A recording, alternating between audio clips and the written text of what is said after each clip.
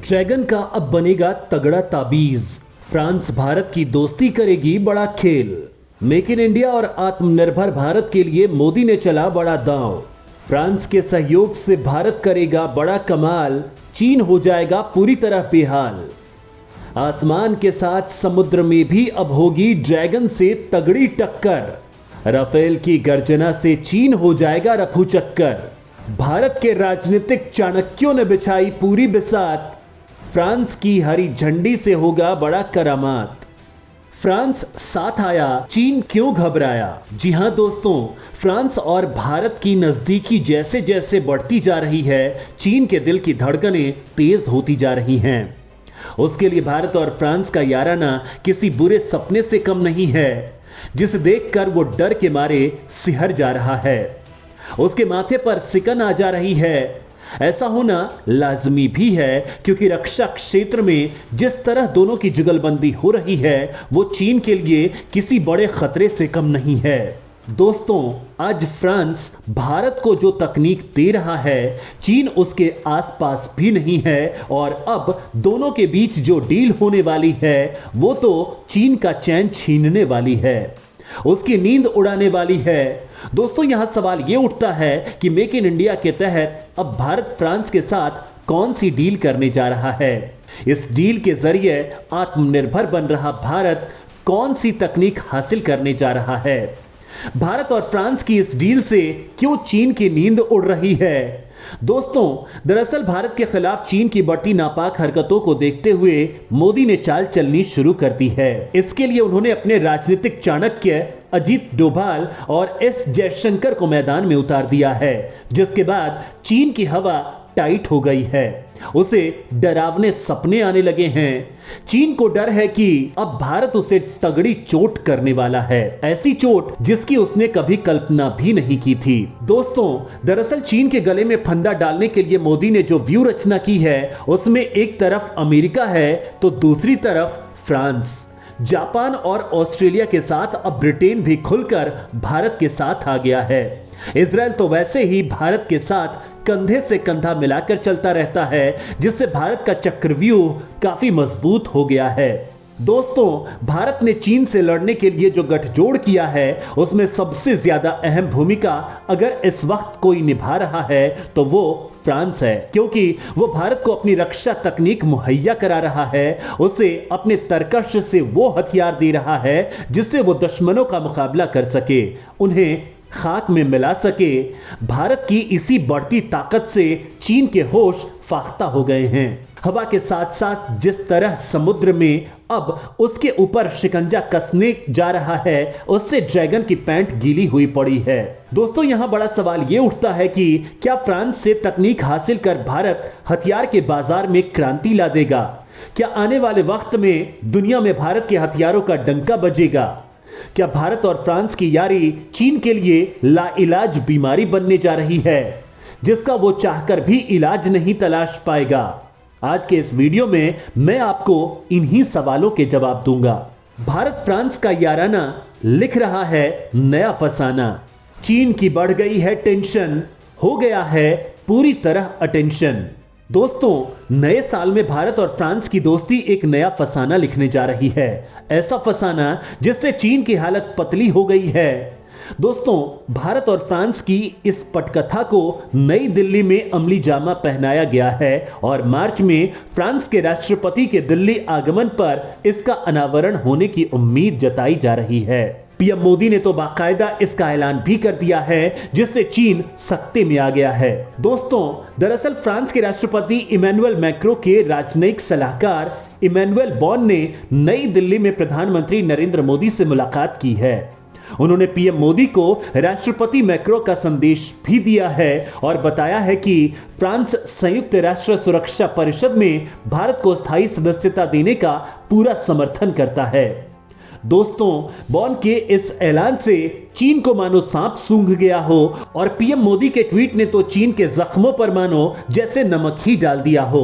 दोस्तों, बॉन से मुलाकात के बाद प्रधानमंत्री नरेंद्र मोदी ने ट्वीट किया और लिखा कि फ्रांस के राष्ट्रपति मैक्रो के कूटनीतिक सलाहकार इमैनुअल बॉन के साथ सुरक्षा से लेकर संस्कृति तक कई मुद्दों पर बातचीत हुई। मुझे खुशी है कि हमारी रणनीतिक साझेदारी मजबूत हो रही है। दोस्तों, पीएम मोदी ने फ्रांस के राष्ट्रपति इमैनुअल मैक्रों को भारत आने का न्योता भी दिया है। दोस्तों, भारत की तरफ से फ्रांस को लेकर दिया यह बयान ड्रैगन के लिए किसी बड़े भूचाल से कम नहीं था। दोस्तों, यहां बड़ा सवाल उठता है कि आखिर फ्रांस के इस बड़े रक्षा डील की मोदी बात कर रहे हैं और इसकी पूरी पृष्ठभूमि कैसे तैयार हुई। दोस्तों, भारत की तरफ से मोदी के चाणक्य कहे जाने वाले अजित डोभाल ने इसे लेकर पूरा खाका तैयार किया, जिसके बाद भारत फ्रांस की रणनीतिक वार्ता में इस पर इमैनुअल ने मुहर लगा दी। दोस्तों, बता दूं कि इमैनुअल 36वीं भारत फ्रांस रणनीतिक वार्ता में शामिल होने के लिए आए थे। इमैनुअल फ्रांस की ओर से बतौर प्रतिनिधि इस वार्ता में शामिल हुए। वहीं भारत की ओर से राष्ट्रीय सुरक्षा सलाहकार अजित डोभाल ने बैठक का नेतृत्व किया। दोस्तों, दोनों देशों के बीच कोई मुद्दा छूट न जाए, लिहाजा इमैनुअल बॉन ने विदेश मंत्री एस जयशंकर से भी मुलाकात की। इस बैठक में भारत और फ्रांस ने रणनीतिक और रक्षा क्षेत्र में अपनी साझेदारी और मजबूत करने की प्रतिबद्धता दोहराई।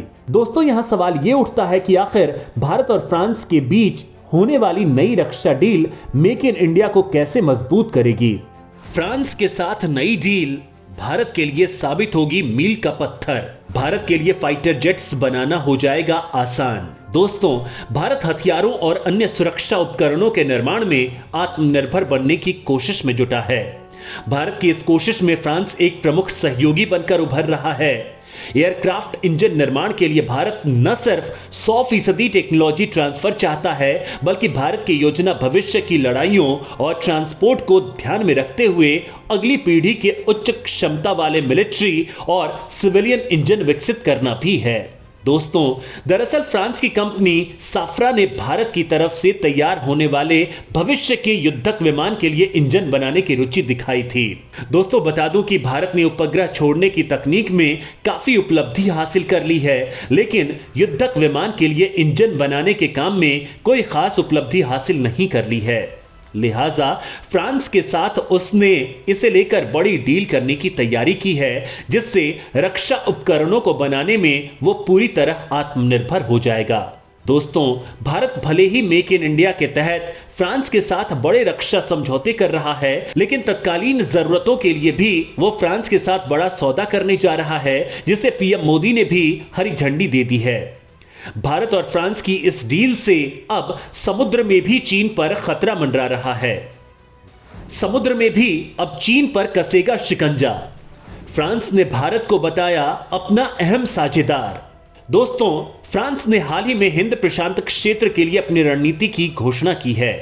इसमें उसने भारत को संभावी एक अहम साझेदार के तौर पर चिन्हित किया है। बताया जा रहा है कि हिंद प्रशांत क्षेत्र में दोनों देश अपनी अपनी नौसेनाओं के बीच कई स्तर पर सहयोग की रणनीति पर काम कर रहे हैं। यही नहीं, फ्रांस के साथ भारत अब अपनी नौसेना के लिए भी बड़ी डील करने जा रहा है। दोस्तों, इस साल भारत को फ्रांस में विकसित कैलवेरी श्रेणी की आखिरी पनडुब्बी मिल जाएगी। इसके साथ ही भारत मुंबई में डीजल चालित पनडुब्बियों के लिए निर्माण के लिए भी फ्रांस की तरफ देख रहा है। भारत को फ्रांस के साथ लंबी दूरी की पनडुब्बियों पर आगे बढ़ने की भी उम्मीद है। दोस्तों, बता दूं कि भारतीय नौसेना ने साल 2005 में प्रोजेक्ट 75 के तहत फ्रांस के साथ 6 स्कॉर्पियन पनडुब्बियों को बनाने का करार किया था।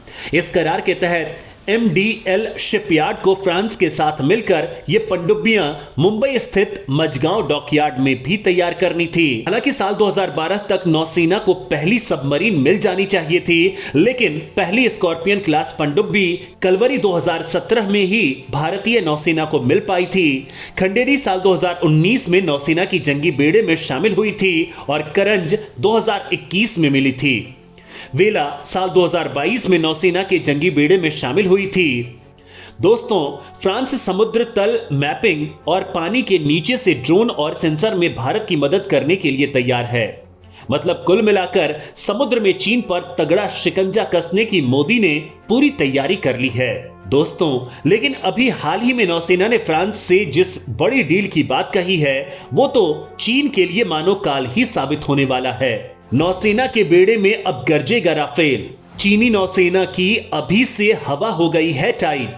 दोस्तों, भारतीय वायुसेना के साथ नौसेना भी अपने बेड़े में राफेल को शामिल करने की तैयारी कर रही है। फ्रांसीसी मीडिया की माने तो मार्च में जब फ्रांस के राष्ट्रपति इमैनुअल मैक्रो भारत की यात्रा पर आएंगे तो दोनों देशों के बीच यह डील साइन हो सकती है। दोस्तों, राफेल बनाने वाली कंपनी दसॉल्ट एविएशन को इस बात पर भरोसा है कि भारतीय नौसेना की वॉरशिप आईएनएस विक्रांत के लिए राफेल को मंजूरी मिल सकती है। राफेल एम को अभी तक ग्रीस, इंडोनेशिया और यूएई की सेनाएं प्रयोग कर रही हैं। दोस्तों, राफेल की ताकत दुनिया में किसी से छिपी नहीं है। उसकी मारक क्षमता ऐसी है कि दुश्मन उससे थर-थर कांपता है। अभी तक तो केवल भारतीय वायुसेना ही चीन को राफेल से डरा रही थी, लेकिन अब नौसेना भी इसकी तैयारी कर रही है, जिससे चीन की पुंगी बच गई है। दोस्तों, इसमें दो राय नहीं कि भारत की यह तैयारी उसे चीन से लड़ने में काफी मददगार होगी, खास तौर से जब चीन अपनी नौसेना को बड़े पैमाने पर आधुनिक हथियारों से सुसज्जित कर रहा है। जय हिंद, जय भारत।